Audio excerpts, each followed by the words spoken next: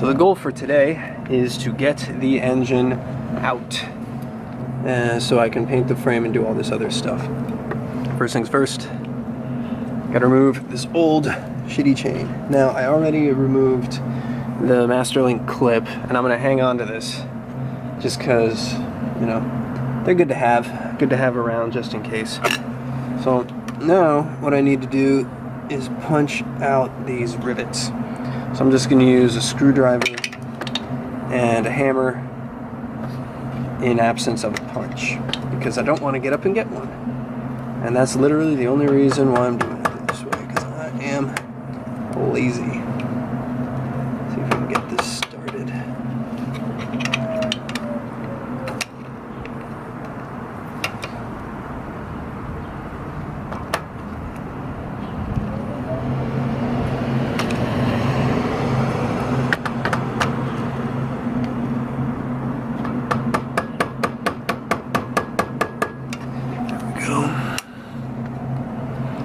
Separate. There we go. So there's that side.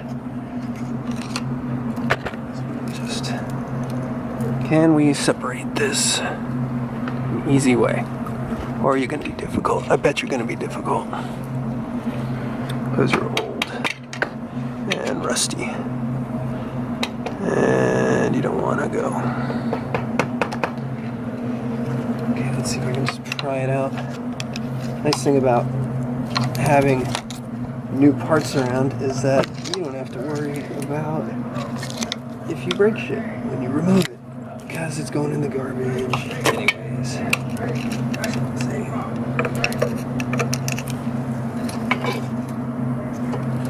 Yeah, there we go. Perfect. Alrighty.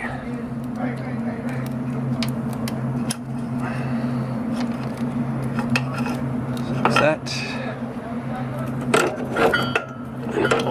Old rusty chain goes in the garbage. Next up, I'm going to remove the exhaust. So these bolts, 10mm to each side, and then there's a joint where both exhausts meet up in the middle in there, and then there's a single on each side mount right here. So undo those four, I guess, and drop the exhaust down.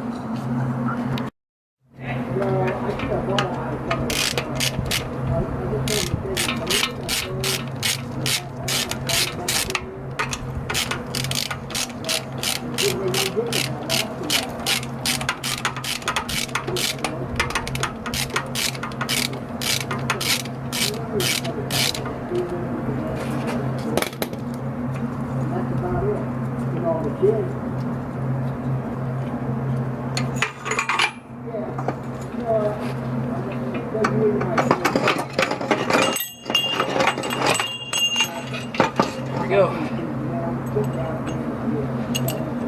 Don't ever lose those. They're unobtainium.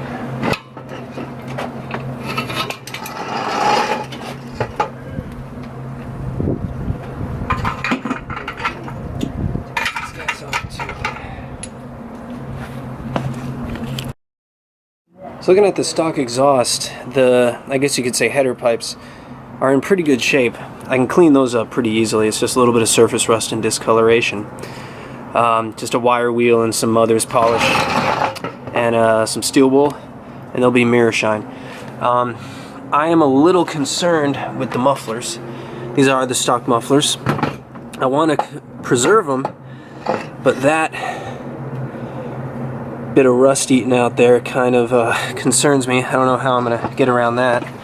And there's, you know, a little bit of dents and crap like that. So what I might do is I might just go and buy some megaphones or something like that, or maybe see what a good replacement is, because I mean, those just look like hell. I think they may be beyond saving.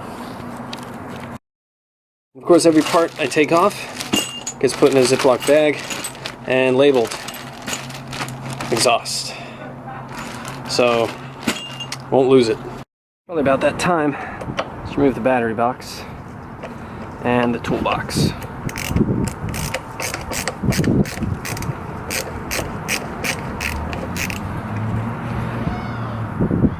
cafe builders, man, they can't get rid of this and quick enough.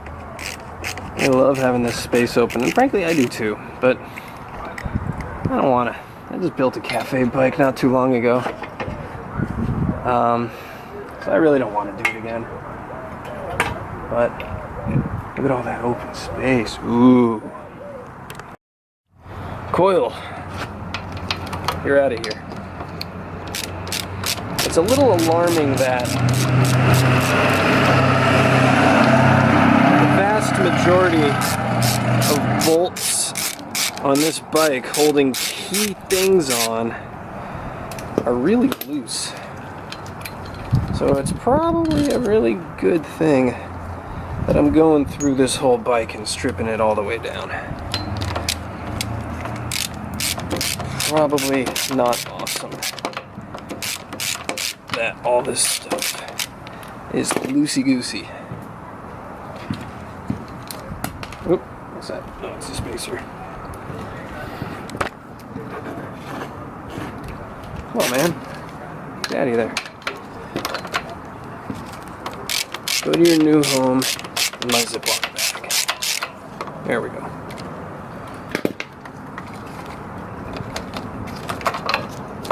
Alright. Coils off. In the efforts of making the engine a little bit lighter and easier to handle, strain the oil.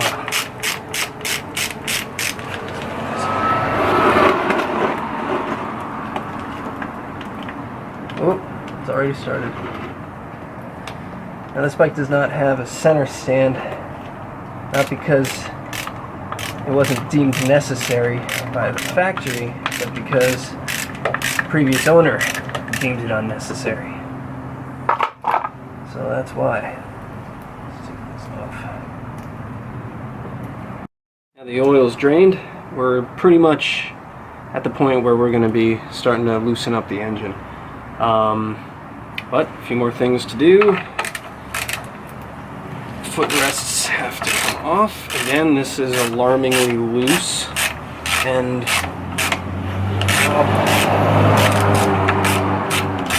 it's kind of got a little egg-shaped thing going here. Not screwing straight out.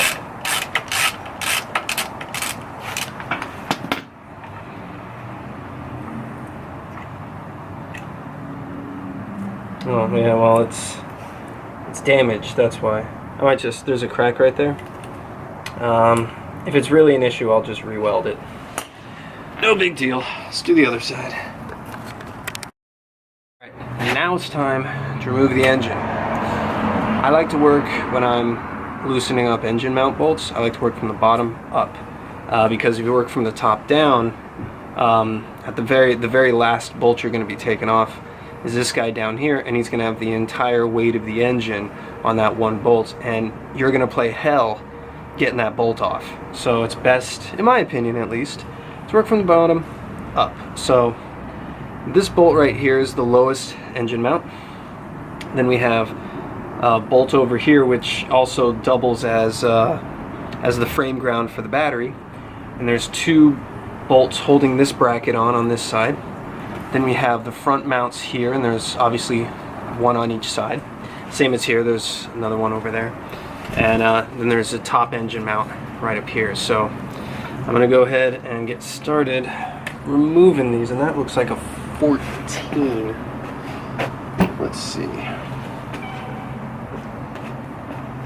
Where did I put my wrench? Of course it's over here. Ugh.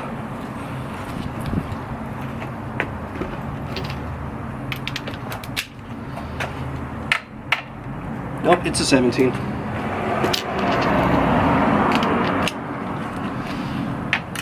Yep. And again, it is loose. Man, I was hoping I'd be able to show off my strength on camera. Or maybe I am. Maybe all this stuff is super tight, and I'm just so damn strong that it's all loose for me. That's what I'll tell myself. And this is where I like to use my long screwdriver to just pound out this little guy.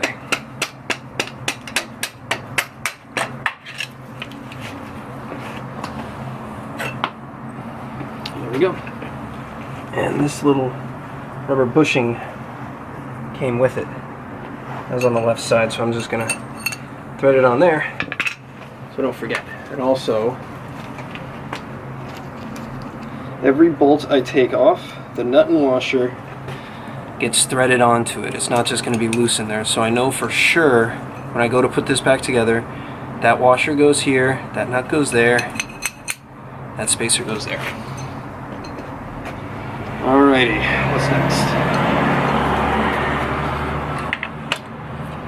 Engine ground, battery ground.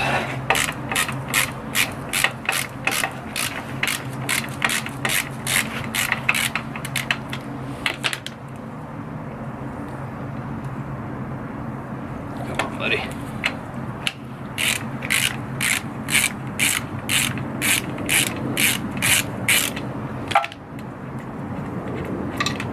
Oops.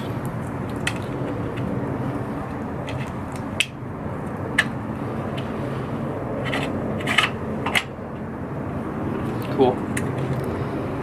And battery ground comes with this. And just to make sure I remember that this goes with that, I'm bagging it all together, just so I know.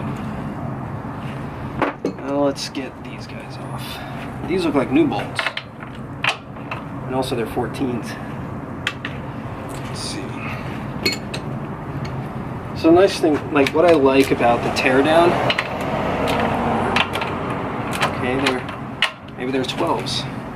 Interesting.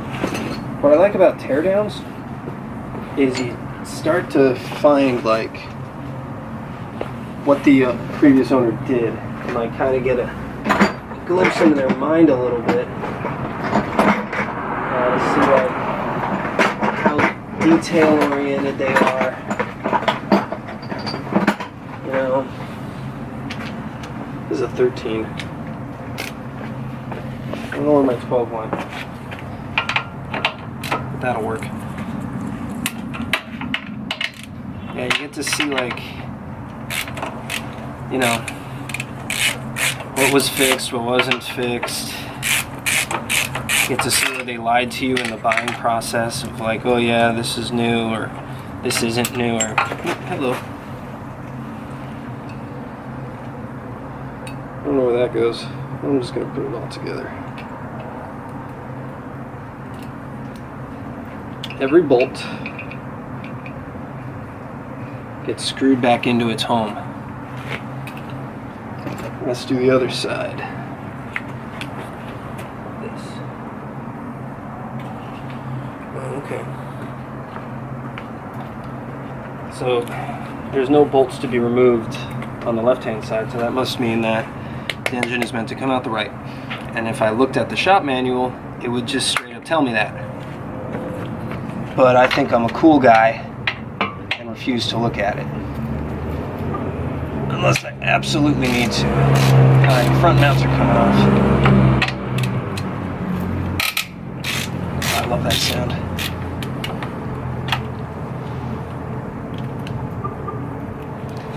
Let's get you guys off here.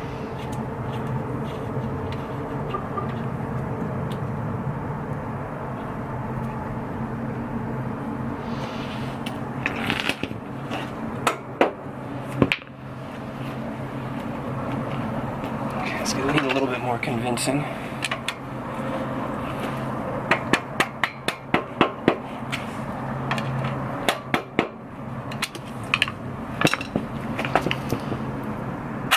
There we go.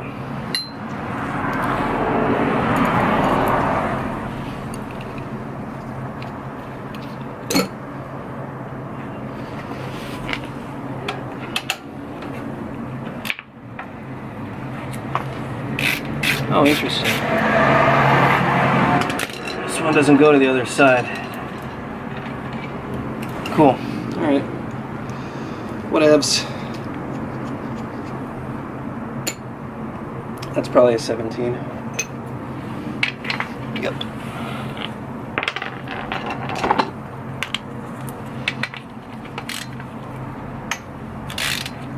At least that one was tight.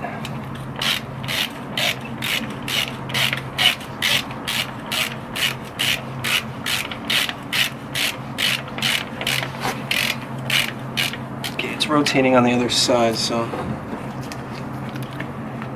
get my wrench and just hold it.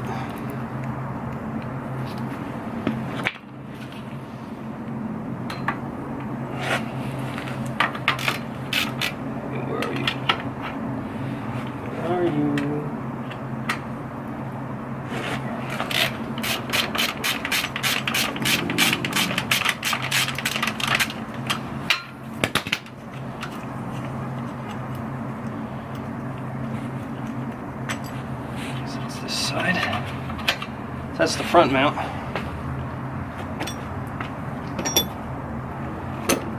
Put this one back in your home. Go to your home.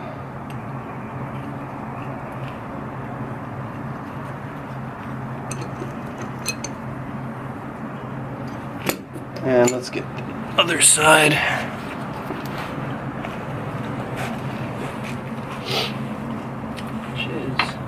That's just a 12 again. Just holding the bracket in place. What do I do with, oh, there it is.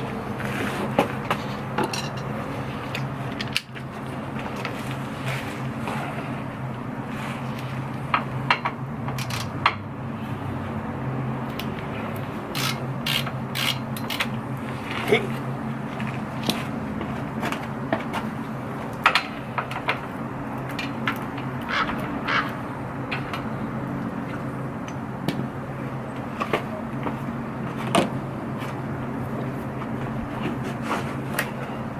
By the way, it's the end of June.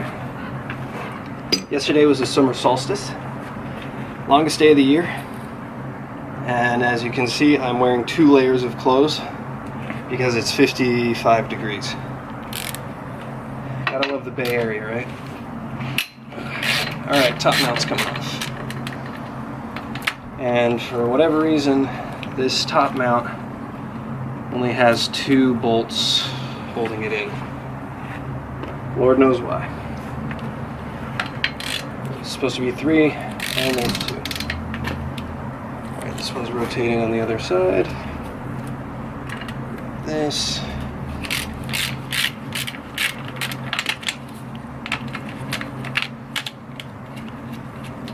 I'm also not going to be removing the spark plugs just because I'm going to end up replacing them anyways. But when I'm like washing this engine, I'm basically, like, I'd usually put like tin foil or something in the spark plug hole to make sure that nothing falls in it, but I mean, if nothing's gonna fall in it anyways, like, I'm gonna replace these guys, so what the hell, why not just keep it in there? Pound out these top studs here, and then the engine should basically just rock forward, and it'll be free in the frame. Yep, there it goes. Oh.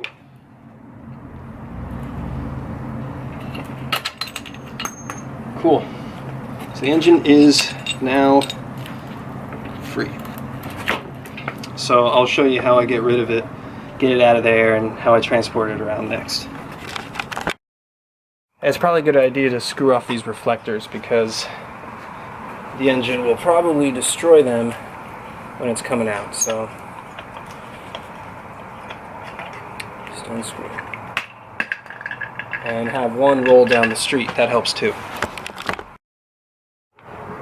So the blue mat is what I'm going to lay the engine on top of, and basically that's how I'm going to carry the engine around. I'm just going to drag the mat around. It's a pretty sturdy mat, so it's not going to rip or anything like that. Usually, if the engine had a Kickstarter, all I would do is I would just grab one end of the engine and then grab the Kickstarter with the other hand, just lift it up and basically gently set it down on the blue mat. But since this does not have a Kickstarter on it, I'm going to just lay the bike over on its side with the engine free, and then pick the frame up and leave the engine on the ground. And let's see if that works.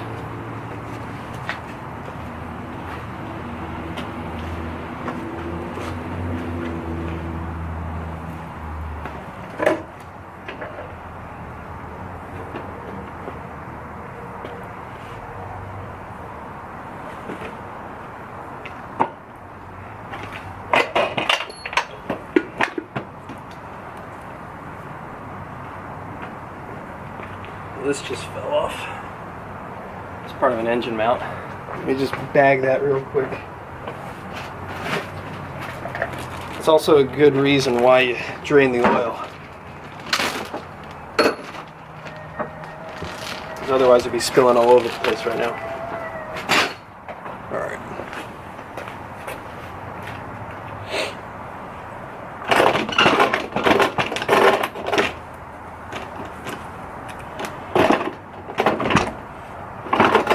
Almost there.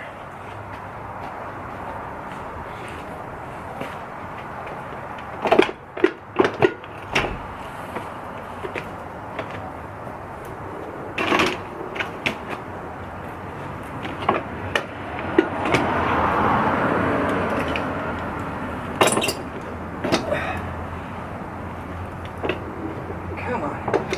Yes. Cool. Oop. Guess I didn't take off the tack drive, the clutch cable. So let me get rid of that. But that's it. Engine's out, except for the tack or the clutch cable. 'Cause I'm stupid.